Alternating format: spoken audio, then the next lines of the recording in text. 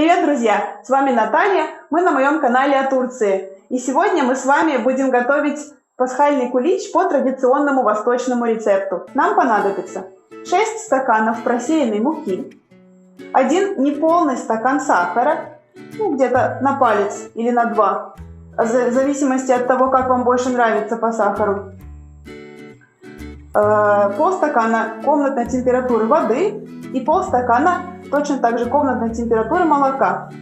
Также нам понадобится 6 столовых ложек сливочного масла, я его уже растопила. У меня получилась примерно вот такая мисочка, пиалочка. 4 яйца, которые тоже желательно должны быть комнатной температуры, не только что с холодильника.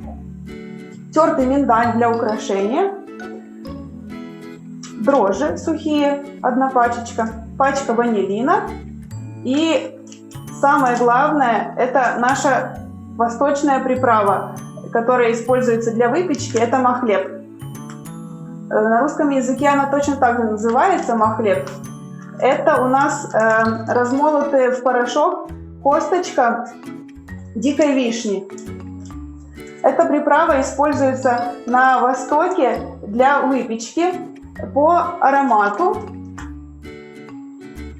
она напоминает горький миндаль и вишню, что-то среднее, или может быть смесь горького миндаля и вишни. И в выпечке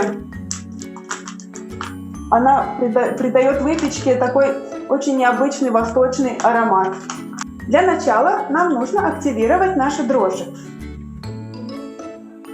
Я использую обычные сухие дрожжи, 1 пакетик, 10 грамм.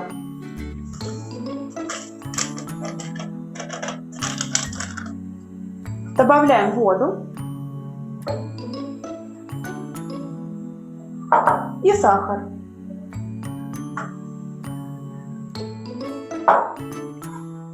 И хорошенько перемешиваем до полного растворения сахара.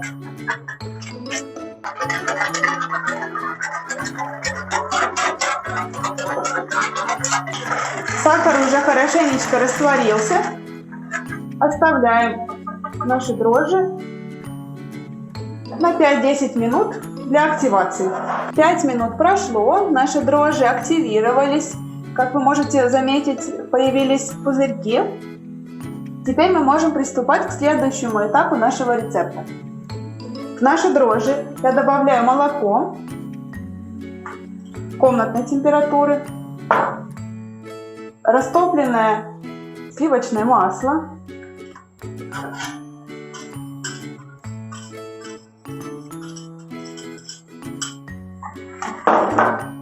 и кожуру апельсина. Если не любите апельсин, можно заменить лимоном. Нам понадобится только кожура. Нужно натирать очень аккуратно, чтобы белая прослойка кожуры не попала в тесто. Только лишь верхняя оранжевая часть. Если попадет белая корка, то тесто может горчить. Хорошенько перемешиваем. О, какой аромат стоит апельсина. Обалденный. Хорошенько перемешалось. Все у нас здесь. И в последнюю очередь мы добавляем 4 яйца. И еще разочек хорошенько все перемешиваем.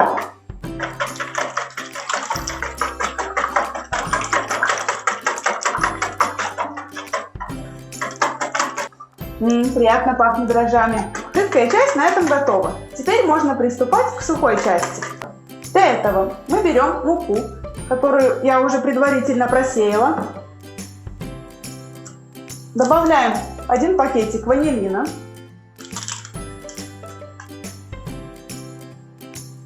И я беру 1 чайную ложечку, с горочкой, махлеб.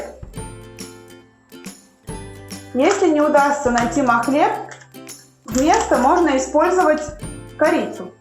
Тоже будет очень неплохо. Теперь с помощью вилочки вначале я все хорошенько перемешиваю. Теперь немного еще рукой. Тесто очень любит руки, поэтому чем больше вы его будете месить, тем мягче оно получится. Все ингредиенты у нас хорошенько размешались. Теперь нам нужно сделать такую небольшую ямочку прямо посерединке. И в эту ямочку мы вливаем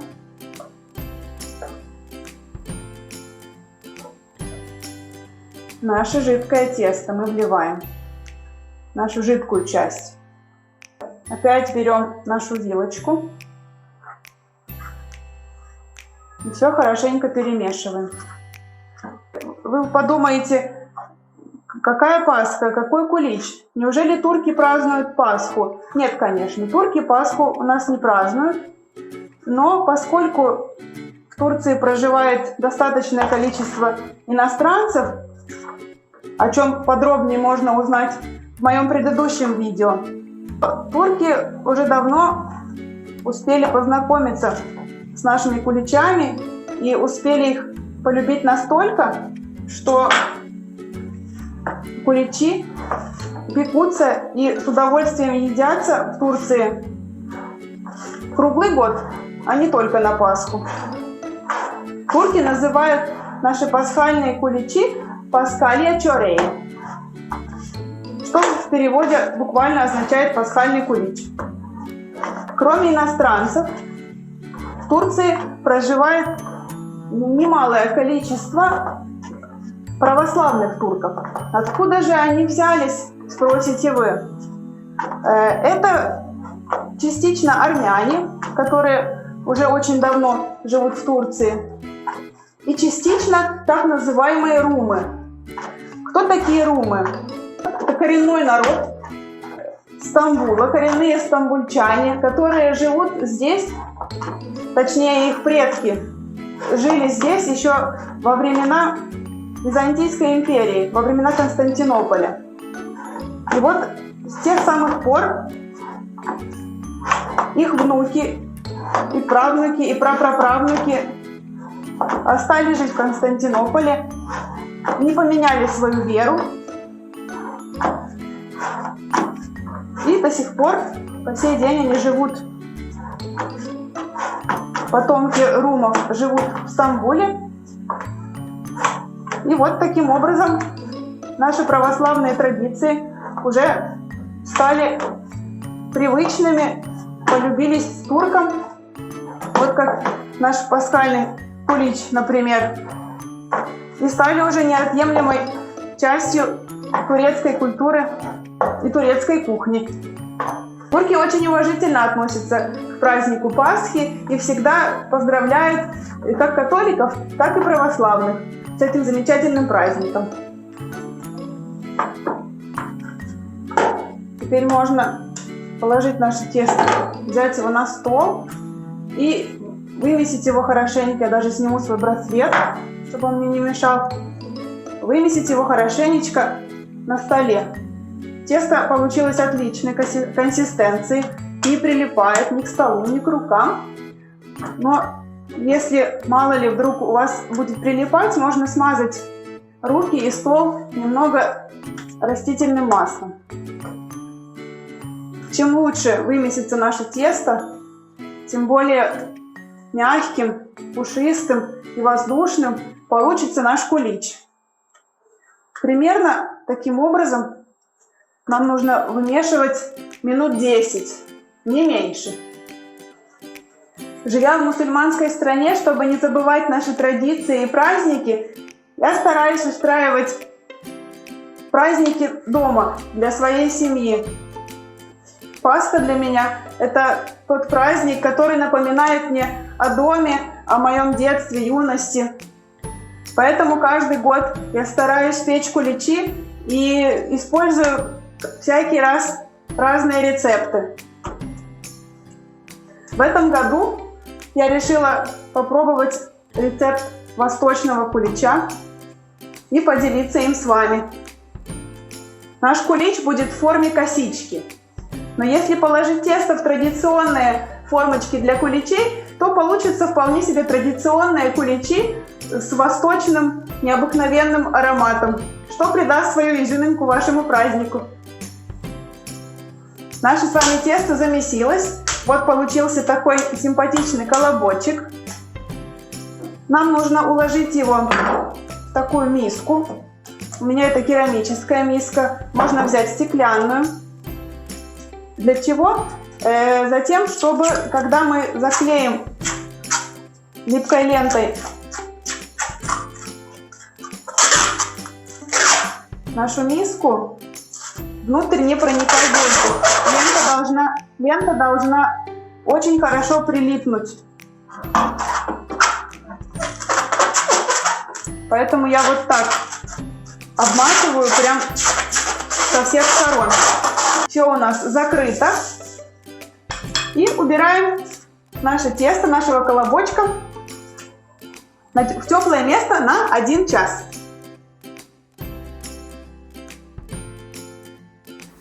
Итак, прошло 1,5 часа. Понадобилось немного больше времени, чем предполагалось. Наше тесто увеличилось в 2 раза. Теперь можно открывать пленку и вымешивать. Вот такое тесто у нас получилось. Выкладываем на стол. И начинаем еще раз хорошенько перемешивать, чтобы воздух вышел. Какой аромат!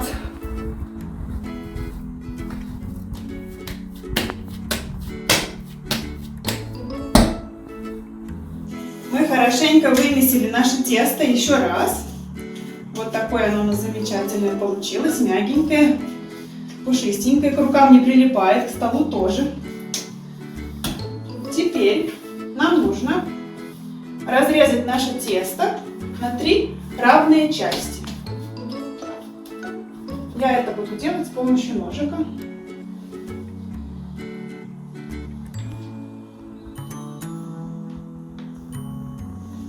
Ну, примерно ровно. Теперь нужно вымесить каждый шарик.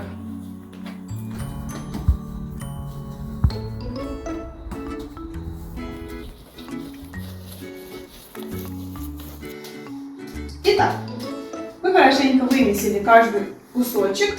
Теперь нам нужно раскатать 3 одинаковые сосисочки.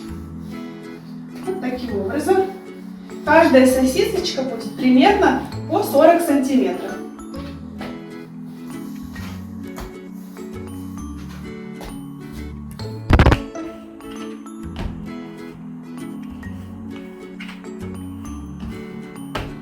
Теперь нам нужно сплести косичку. Для этого мы соединяем хвостики. Кстати, форма косички отлично спасает, если нет форм для кулича. Например, у меня их нет. Поэтому я очень даже довольна таким решением. Мы заплетаем косичку не очень туго, чтобы еще была возможность у теста немного подойти. И хвостики вот эти подворачиваем вовнутрь. Вот таким образом. Вот такая симпатичная косичка у нас получилась.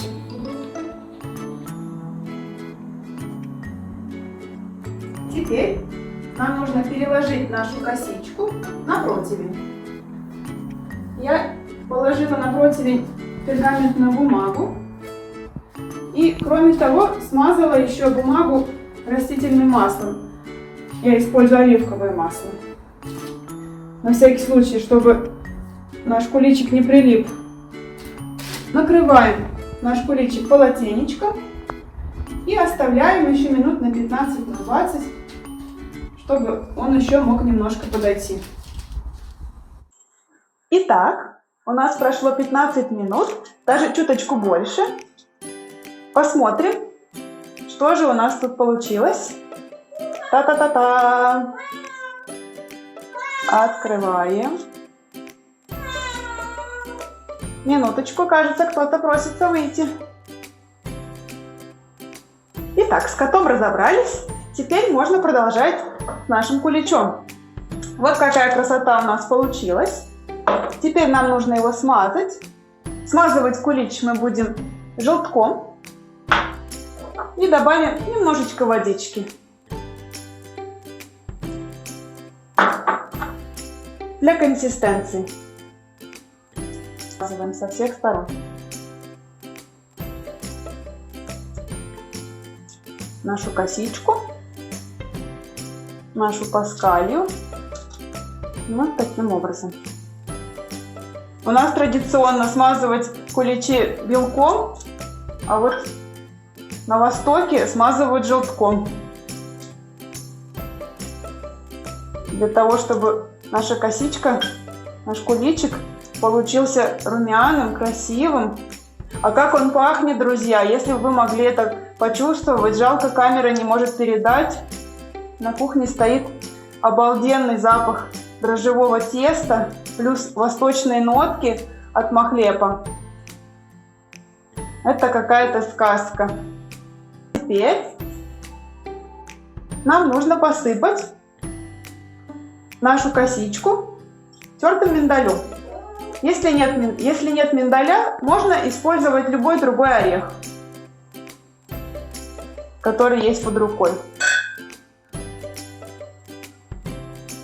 Я очень люблю миндаль. Опять котейка пришел помогать. Вот, я очень люблю миндаль, поэтому посыпаю очень обильно. Наша паскалия отправляется в духовку. Духовку я разогрела до 180 градусов. Запекаться. Духовку я разогрела до 180 градусов. Выпекаться будет наша паскалия, наш куличик, примерно 30-35 минут. Пока печется наш куличик, мы заварим ароматный чай. Прошло полчаса. Посмотрим, что же у нас получилось. Да-да-да-да. О, та-дам! Вот такой красавец у нас получился.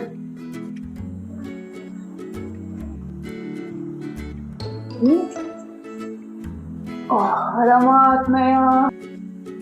Такую косичку можно готовить не только на Пасху, но и в любой другой день. Еще очень горячий.